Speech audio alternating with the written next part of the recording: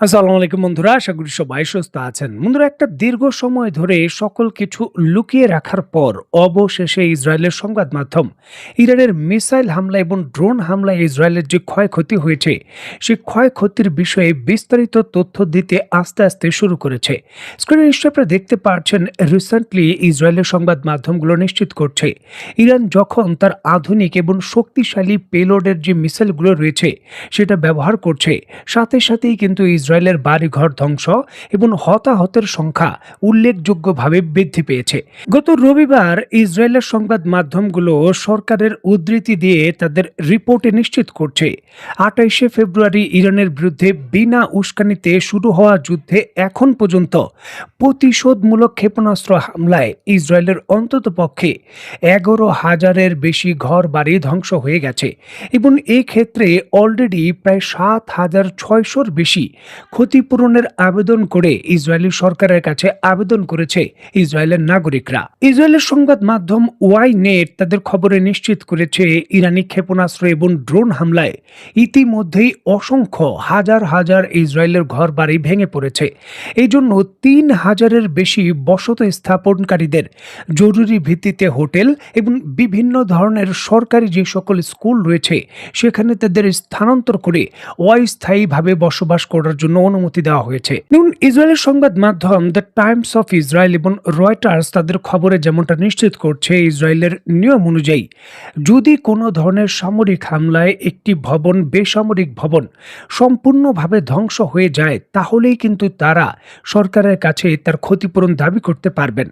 এই ধরনের 10,000 complain already এসে গেছে যে তাদের সকল বাড়িঘর ধ্বংস হয়ে গেছে, মানে 10,000 বাড়িঘর একেবারে সম্পূর্ণ ধ্বংস হয়ে গেছে। এই ধরনের ক্লেম অলরেডি এসে গেছে এবং সেগুলো প্রমাণিত।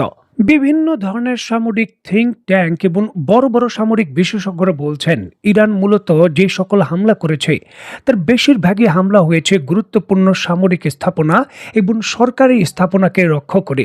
সেই সকল সামরিক স্থাপনা এবং সরকারি স্থাপনায় যে মিসাইল আঘাত করেছে এর বাইরে আশেপাশেই 10,000 বেসামরিক ভবন ধ্বংস হয়ে গেছে।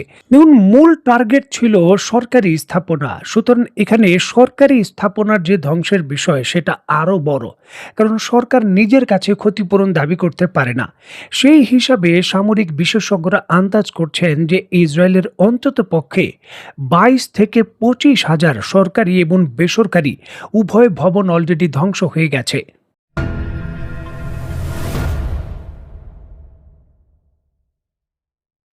এখন দেখুন, ইসরায়েলের সংবাদ মাধ্যমগুলোই নিশ্চিত করছে ইসরায়েলের বেসামরিক অন্তত পক্ষে 11,000 বাড়িঘর ধ্বংস হয়ে গেছে, যার মধ্যে 7,600 ভবন সরকারি কনফার্ম করেছে ধ্বংস হয়ে গেছে এবং তাদের ক্ষতিপূরণের যে আবেদন রয়েছে সেটা তারা গ্রহণ করেছেন। ইসরায়েল একটা আলাদাভাবে যে আনুমানিক তাদের খরচের অনুপাত করেছে সেখানে অন্তত পক্ষে 10 থেকে 15 বিলিয়ন ডলার শুধুমাত্র এই ঘরবাড়ির যে ক্ষতিপূরণ রয়েছে তা দিতে তাদের খরচ হবে। এখন যখন 10 থেকে 12,000 বা এখানে যদি আমরা সরকারি ভবন যুক্ত করি তাহলে প্রায় 20,000 ভবন ক্ষতিগ্রস্ত, সম্পূর্ণভাবে ধ্বংস। সেখানে হতাহতের বিষয় কি পরিমাণ হতে পারে সেটা কিন্তু পরিষ্কারভাবে বোঝা যায়। যদিও ইসরায়েল আনুষ্ঠানিকভাবে এখনও স্বীকার করে রেখেছে তাদের হতাহত বা নিহতের সংখ্যা এখনও কিন্তু 100 পেরোয়নি। এখন 20,000 ভবন ক্ষতিগ্রস্ত হওয়ার পর যদি 100 মানুষও নিহত না হয় তাহলে এটা কি করে সম্ভব তা নিয়ে কিন্তু প্রশ্ন উঠেছে। যদিও ইসরায়েল স্ট্র্যাটেজিকভাবে তাদের অবস্থান রেখেছে, তাদের নাগরিকরা বিভিন্ন ধরনের ধাতু এবং শক্তিশালী কংক্রিটের তৈরি, যার জন্য কিন্তু বিল্ডিং উড়ে গেলে বা ধ্বংস হয়ে গেলেও তাদের নাগরিকদের তেমন ক্ষয়ক্ষতি হয় না। দেখুন, একদিকে যখন ইরান তার শক্তিশালী ব্যালিস্টিক মিসাইলগুলো নতুন করে ব্যবহার শুরু করছে এবং ইসরায়েলের সংবাদ মাধ্যমগুলোই বলছে যে এখন কিন্তু তাদের ক্ষয়ক্ষতি বেশি হচ্ছে, কারণ প্রতিরক্ষা ব্যবস্থা কোনোভাবেই এখন আর সক্রিয় নেই। ঠিক এমতো অবস্থায় সুযোগের সদ্ব্যবহার করছে হিজবুল্লাহ আনুষ্ঠানিকভাবেই ইসরায়েলি মিলিটারি এয়ার বেস থেকে শুরু করে তেল আবিবের বিভিন্ন স্থাপনায় শক্তিশালী হামলা শুরু করেছে। অত্যন্ত গুরুত্বপূর্ণ এই বিষয়টিকে কেন্দ্র করে গত রবিবার লেবাননের প্রতিরোধ আন্দোলনের একাধিক বিবৃতিতে তারা নিশ্চিত করেছে বাহিনীটি লেবানন সীমান্ত থেকে 140 কিলোমিটার দূরে তেল আবিবের দক্ষিণ যে পিলাম খিম বিমান ঘাঁটি রয়েছে সেখানে সফলভাবে তাদের ক্ষেপণাস্ত্র হামলা চালিয়েছে।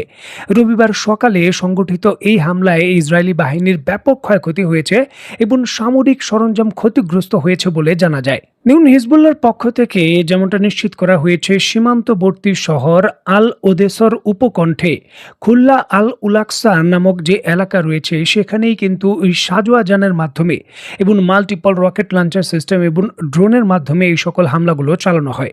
আরেকটি অভিযানে হিজবুল্লাহ অধিকৃত অঞ্চলের যে মালাট এলাকা রয়েছে ইসরায়েলি প্রতিরক্ষা ব্যবস্থা লক্ষ্য করে সেখানে ক্ষেপণাস্ত্র হামলা চালায়।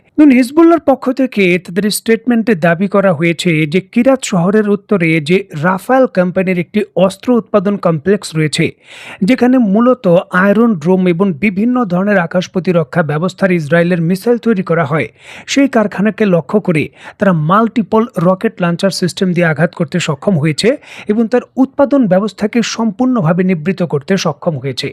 সুনির্দিষ্ট হামলার মাধ্যমে এই ধরনের ক্ষয়ক্ষতির যে বিষয়টা রয়েছে ইসরায়েল স্বীকার না করলেও হামলার বিষয়ে তারা ইঙ্গিত দিয়েছে যে উত্তরাঞ্চলের গুরুত্বপূর্ণ এই শহর এবং সরাসরি তেল আবিবের ভেতর হিজবুল্লাহ এখন শক্তিশালী হামলা চালাচ্ছে।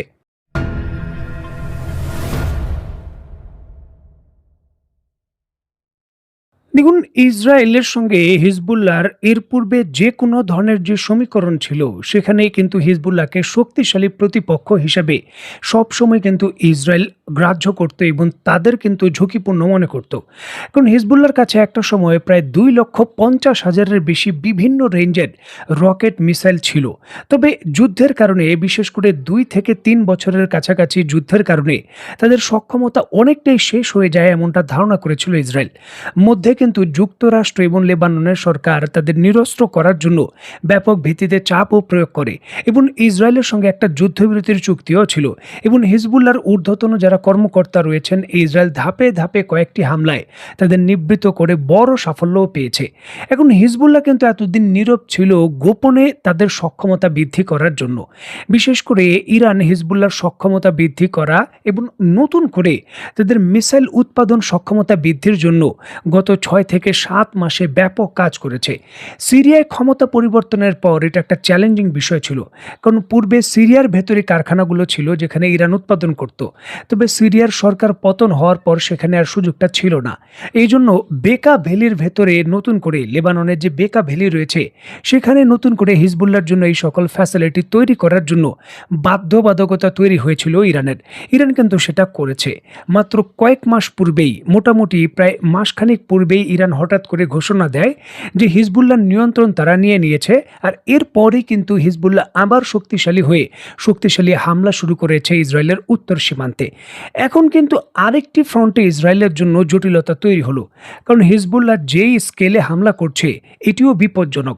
বিশেষ করে ইসরায়েলের আকাশ প্রতিরক্ষা ব্যবস্থার ইন্টারসেপ্ট ফুরিয়ে যাওয়া এবং যুক্তরাষ্ট্রের পুরো আকাশ প্রতিরক্ষা ব্যবস্থা ভেঙে যাওয়ার পর এখন হিজবুল্লাহর জন্য হামলার বিষয়গুলো অনেকটা সহজ। সুতরাং এখানেও ইসরায়েলকে আরেকটি নতুন সমীকরণের মধ্য দিয়ে যেতে হচ্ছে। দেখার বিষয়ে সকল কিছু এখন ইসরায়েল কি করে মোকাবেলা করে। তো বন্ধুরা, আজকের মতো বিদায়। নতুন কোনো ভিডিও নিয়ে আবার দেখা হবে। সে পর্যন্ত সবাই ভালো থাকবেন, সুস্থ থাকবেন এবং বাংলাদেশকে ভালোবাসবেন। আল্লাহ হাফেজ।